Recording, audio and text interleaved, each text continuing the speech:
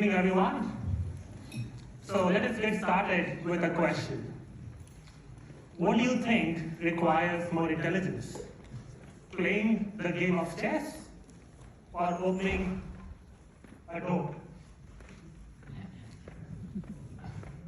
Right? I mean, many times we think that chess is a matter of genius. So if chess was actually hard to do, then building machines which can play chess should also be way harder than building machines which can open doors. So let's see what we have managed to do in artificial intelligence. We probably heard about AI systems surpassing humans at the game of chess. This is not today, but 20 years ago. Right? Since then, we have had AI systems which can play complex multiplayer games and surpass humans even at this complex game of Go. But now, let's take a look at opening doors. Now you might think I'm showing you bad videos, but let me assure you, these are the best teams competing in the DARPA Grand Finals just 7 years ago. Doing simple things like opening doors, climbing stairs is actually very hard. Okay, so let's try to understand why is this the case. So there seems to be this dichotomy between what we think is hard and what the robots find to be hard. And in this talk, what I'm going to communicate to you is that human intuition of what we think is hard really gets in our way and kind of stops us from really building intelligent systems. Now, many scientists have pondered about this. I'll start with a quote from Hans Moravec, one of the people who thought about AI quite a lot. And here is what he has to say.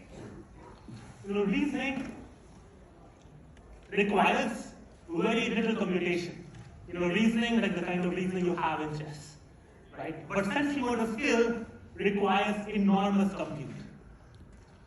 And to quote another scientist, Steven Pinker from Harvard, the main lesson of 35 years of AI research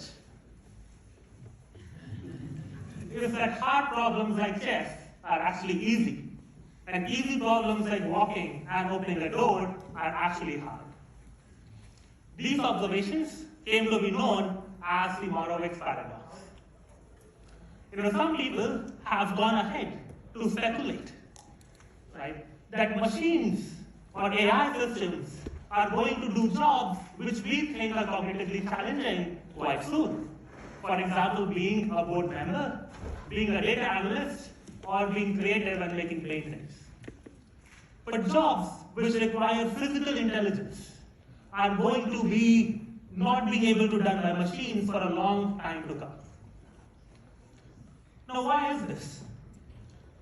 And the reason is that we are least aware of things that we do very well. For example, our heart is beating, we are breathing, but are we aware of it? When you walk, are you aware of it? These systems are working all the time. They are flawless. You don't even think about them. Right? This is what was quoted by Marvin Minsky, one of the co-founders of the MIT's AI lab and a Turing Award winner. Right? And then he goes on to say that we are more aware of simple processes that do not work well. And when he says simple, again think of chess. And this is not an abstract concept. I think all of us have experienced this Moravec's paradox in our lives. Imagining riding a bicycle. When you learned how to ride a bicycle, very early on, you probably paid attention to every movement of your foot. Where is the handle going? But after some time, it becomes natural. It becomes intuitive. You don't even think about it. So let's take this idea and apply it to and use it to understand the evolution of intelligence. So life started some 3.7 billion years ago with single cell organisms. Then it took around 3.7 billion years to come to apes. Now, what can apes do? Simple sensory motor stuff. Like hanging from branches, picking up a fruit, throwing it, so on and so forth. Then it took, a few million years or 20 million years for humans to evolve. Then a few million years for language to come in. And then, we're just 50,000 to 150,000 years from when language started. So maybe there's a lesson over here also, that evolution spent a lot of time evolving sensory motor skills, and relatively very, very little time developing language or reasoning that we think is complex today. Just to give a sense of these numbers, imagine that the origin of Earth, we are describing it in one day, right? So we have start of the, Earth is born at midnight, and we're going to look at, our 24 hours period. So language is just 10 seconds old, right? Humans are just 1 minute 26 or 1 minute 20 seconds old. Apes are maybe 6 minutes old. But life started 20 hours ago. So that gives you the sense of how much time it took to get to these simple skills. Now, what is this implication for building a robot? Right? So I, for one, want to have a robot which can do the mundane things that I do at my house today. Right?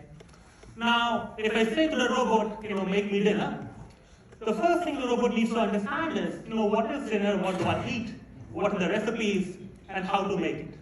Right? Now, this is what language might give us.